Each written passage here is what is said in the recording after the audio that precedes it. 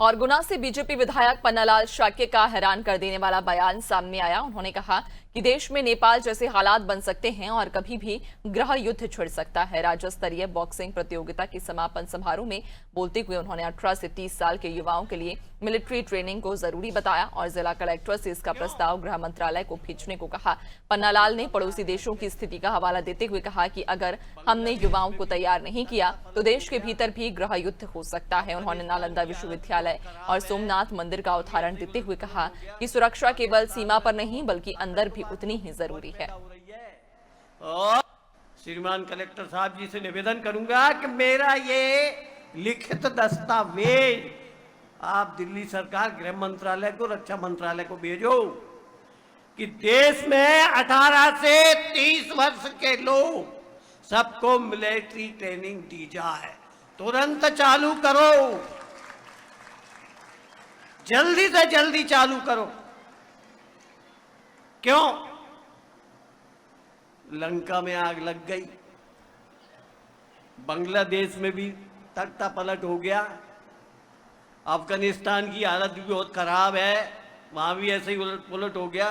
पाकिस्तान में तो आतंकवादियों की फौज पैदा हो रही है। और कल की बात है कि नेपाल भी बर्बाद कर दिया लोगों ने। सबकी निगाह केवल हिंदुस्तान के ऊपर बनी हुई है, केवल हिंदुस्तान के ऊपर।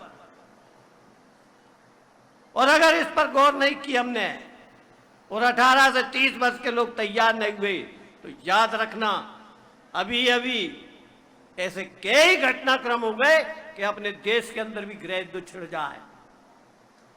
छिड़ना चाहिए। नालंदा विश्वविद्यालय में कम से कम 12,000 विद्यार्थी थे और 1200 टीचर थे। 1200 11 लोगों ने उस विश्वविद्यालय को जला दिया था और एक व्यक्ति भी नहीं निकला था कि उस विश्वविद्यालय को बचा पाता। 6 महीने तक उसका ग्रंथालय जलता रहा। इतनी संख्या होने के बाद एक व्यक्ति नहीं निकला, एक नहीं तो जैसे नालंदा विश्वविद्यालय आग लग गई वैसा का वैसे ही सोमनाथ में भी आग लग गई थी। वहां भी बहुत पुजारी थे, बहुत शिष्य थे, बहुत बहुत भक्त थे। वहां वो सब जो कहते रह गए थे, अरे चिंता मत करो, कुछ नहीं होने वाला, अभी हाल भगवान भोलेनाथ त्रिशूल निकालेंगे और उस राक्षस का वध कर देंगे। जी जा भरोसे मत रहियो। सीमाएं तो सुरक्षित है, सीमाएं सुरक्षित रहने वाली है, पर अंदर कौन करेगा? अंदर की भी तो सुरक्षा जरूरी है।